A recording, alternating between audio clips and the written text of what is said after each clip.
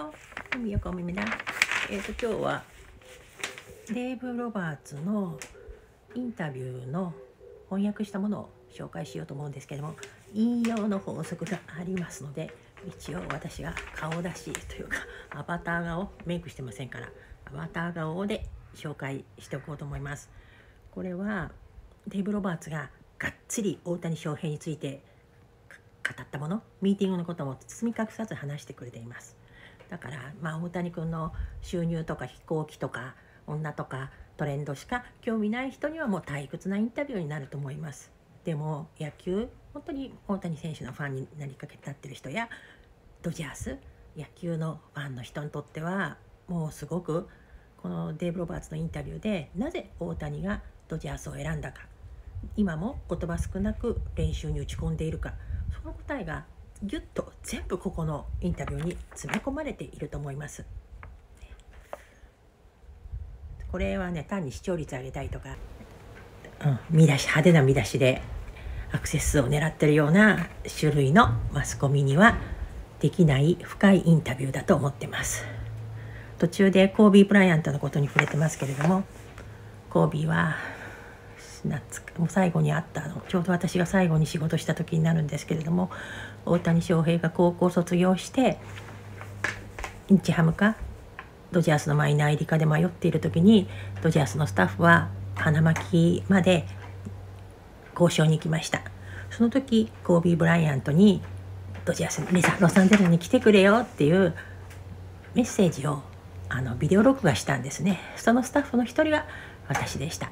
だからこういうふうにもうちょっと日本人の大谷向けにちょっとここのとこ分かりやすく話してとかアドバイスしたのを覚えてます。そしてそれが私とコービー・ブライアントは何度も取材させてもらったけれども、それが最後の仕事になってしまってヘリコプターの事故でお亡くなりになりました。だからすごくなんかつながりというか、そして今このコービー・ブライアントのインタビューが生かされて大谷がドジャースに来たんだなってことにすごくつながりを感じています。とにかく聞いてみてください。So Dave, tell me, this off season, anything exciting happened this off season? It's been kind of a ho hum, I think. Yeah, just like any other off season, I guess. There's been a lot more zeros and commas this winter, but it's one of those things that people talk about players and what they want the Dodgers to look like, and Shohei Ohtani has been mentioned over the years about a potential fit, and so for it all to kind of come to to a head and finish the way it did, I'm still blown away and got to pinch myself. And with Shohei and his big deal, and Yamamoto and his deal, the trade for Glasnow and Teoscar Hernandez, so it's like you've already got a team that won 100 games, and then to kind of supplement that that roster with the players that we have, and now you kind of bake in the global scope with Shohei. I've been in baseball for a long time, but this is something that is going to be new to me as well. Let me hear about the meeting, the pitch. Share with us what happened in the room. And what was your message to Shohei? I think the meeting, the message was authenticity, in the sense of this is who we are, and this is what we were after, and these are our expectations. So a team, an organization that from top to bottom wants to win, is all about the Dodgers and how we can win a championship and more championships, how we pride ourselves on getting players around him better, and also trying to make him an even better ball player, which is certainly hard to imagine, but also the promise to guarantee people that we're going to continue to use resources to put people around him, for years to come. And of course, it came out that Kobe Bryant was a part of the pitch as well. What do you think was the tipping point? What do you think was really ultimately, aside from the money, what was the I think the tipping decision? point was Andrew Friedman said that, I don't know our win-loss in his tenure, and I've been managing the Dodgers for 8 years, and I don't know exactly the win-loss, but we've only won one championship.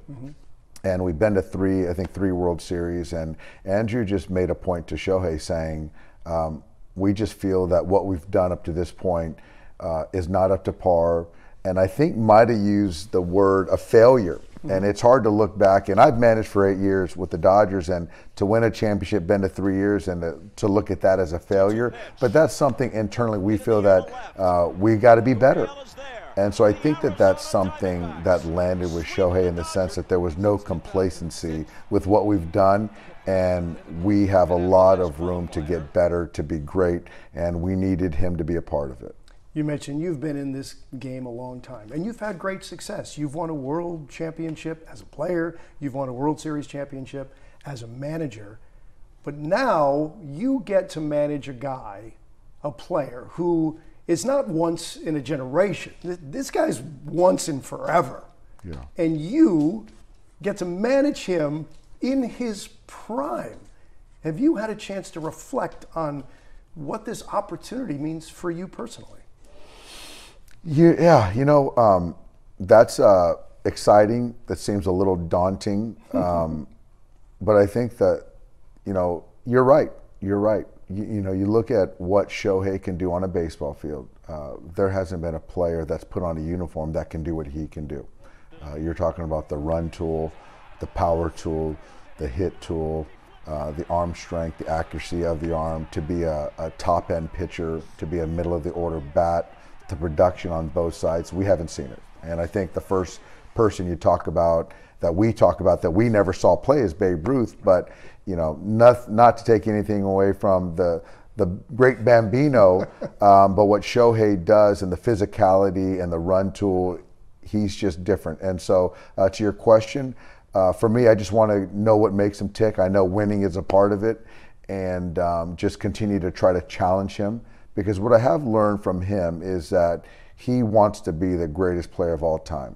And so for me to just placate, not doing him any services. So yeah, we're going to have some tough conversations and try to challenge him to make not only himself better, but our ball club better. デーブ・ロバーツ監督はもともと野茂英雄が2回目ドジャースに加わった時のチームメイトなので、はい、その頃から日本生まれの日本のね沖縄で育ってお母さんが日本人の方で時々球場にも来てました。ロバーツ監督、日本語は1から20までは日本語で数えられるそうです。あとは全然日本語でできませんけど、1から20までは日本語で数えられるよってよくやってくれていました。ちょっとこの最後のこのインタビューの部分ですごく興味深かったのは、大谷のことで今まで何を言って彼に話すかっていうと、自分のためじゃなくてチームのために、やっていくってことをもうちょっと話していくべきだって話してますから、多分これは今更練習量をどうこうってね、そこの辺は文句がないわけですから。ただエンゼルスの監督たちはみんな大谷を休ませることにすごく苦労した。もう休めって言うと怒っちゃうような膨れっ面になってしまうようなところがあったので、そういうところは自分はチームのためだって言って説得していくつもりなんじゃないかなっていうのは It's my opinion です。これからどうなっていくか分かりませんけど、休むときは休めみたいなことを言っていくんじゃないかなと予想しています。とにかくそういうところは始まってみてからの交互期待だと思います。はい、今日は聞いていただいてありがとうございました。Thank you for listening. Bye now.